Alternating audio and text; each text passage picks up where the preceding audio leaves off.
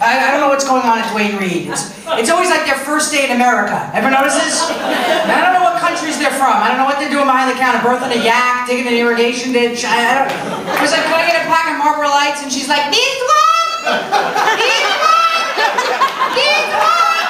This one! This one! This one! And I know that, you know, it's a very unusual brand of cigarettes, Marlboro Lights. Not a lot of people are familiar.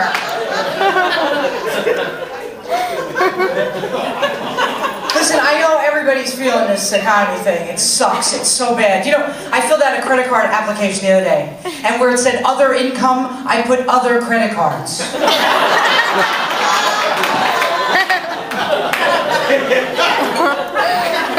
You know, the problem is I take everything literally. You know, like MasterCard. You know, for everything else, there's MasterCard. Yeah, I took the everything else literally. I bought everything I could fucking buy. And I finally got a new card. I got the Discover card, right? You know what their motto is? Discover the possibilities. I discovered them. There are none. No one fucking takes the card. You have to be a discoverer to use the Discover card. You have to be Christopher fucking Columbus to use...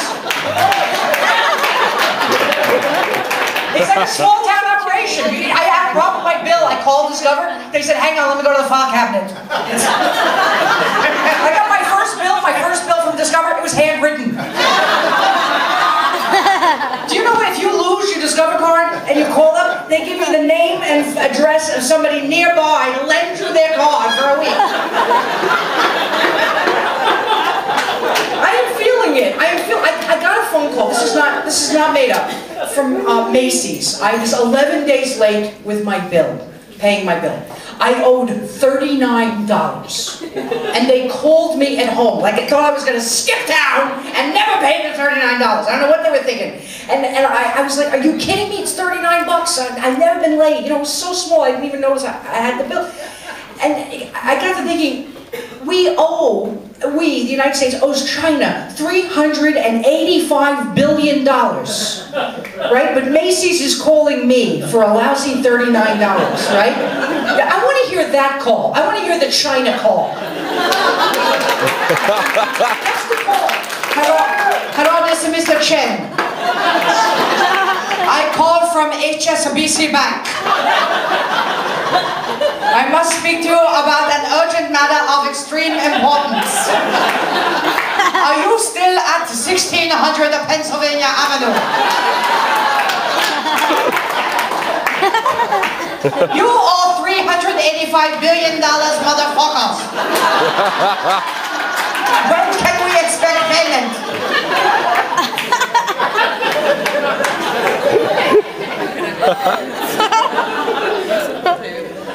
I'm on the computer too much. You ever feel like you're on the computer? I'm just on too much. The other night I was in bed with someone and I said, hey, could you scroll down?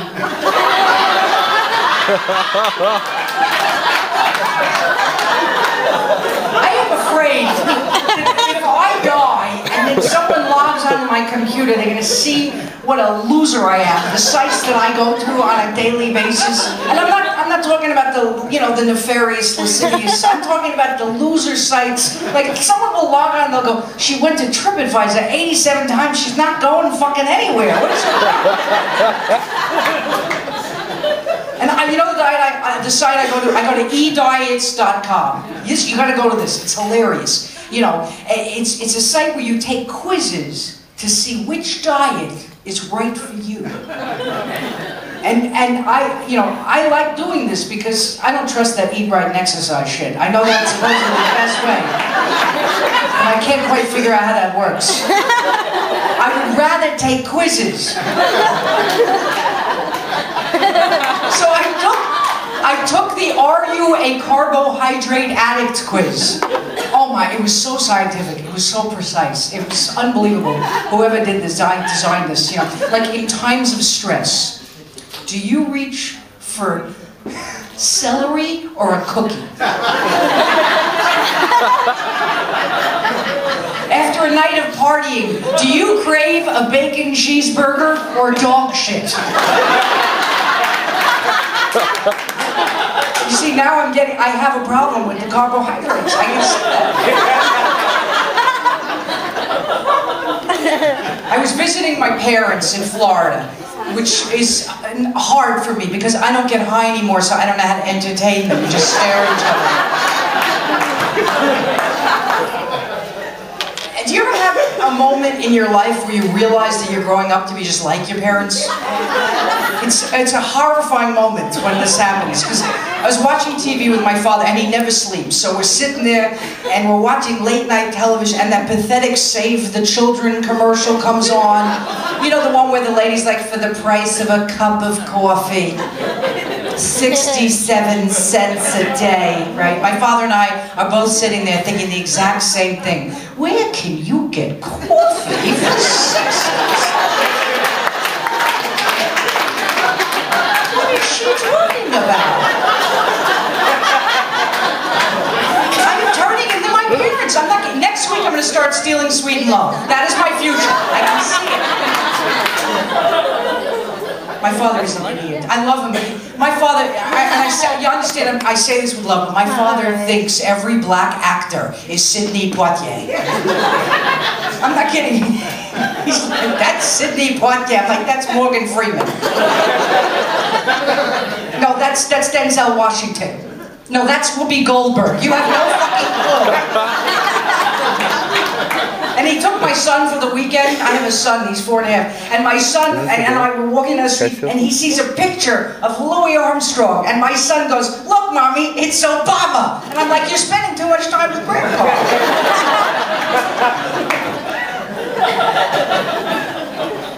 I got 2 kids. I have a daughter, she's 24. I had her when I was 5. And I have a son from my second marriage because I lost a bet.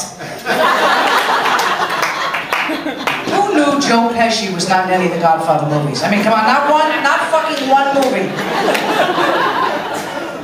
I have a 24-year-old and a 4-year-old. It's the truth. People are always fascinated. You know, women want to know: did you take anything? Did you get the, did you get the pills, the drugs? Did you hang upside down? Did you get the acupuncture? Nothing. No. And I think what it is that everybody has a gift. They do. Some people, they can speak a foreign language, Some people, they can play an instrument, Me, I'm just really fucking fertile. That's the gift I got. It's just the way it worked out. I mean really fertile. Like if this guy went hiking in the woods and he jerked off onto a rock, and I sat on that rock a week later, I would be pregnant. It's a gift.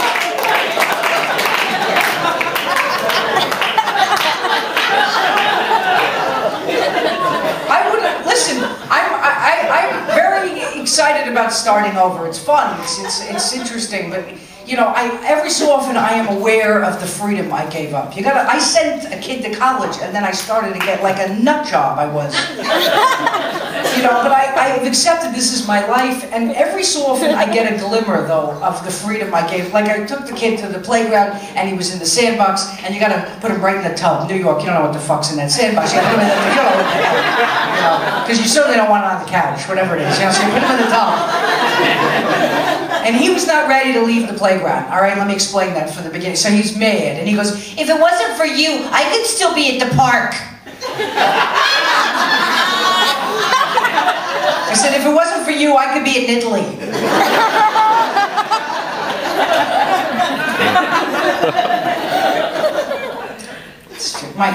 My son goes to this preschool, in New York City, and it's private, they don't have, you have to pay in New York, so my kid's in preschool, and the first week I got a phone call, and I picked up the phone, and the woman goes, yes, hello, this is Mrs. Schron. So I was like, Mrs. Schlong? That's what it sounded like. Okay, so we started off on a bad note. That was my fault. And I said, can I help you? She said, yes, there was an incident with your son today. He said F.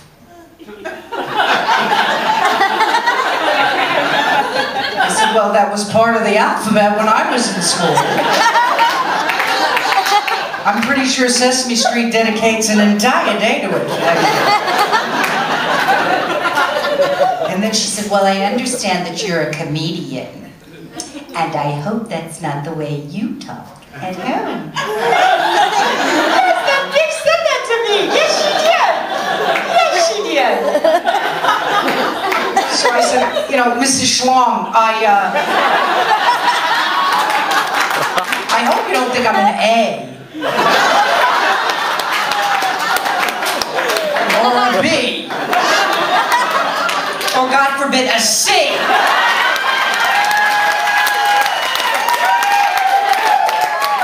Maybe you need to lighten up some. Yeah. Sounds like maybe you need to get F'd.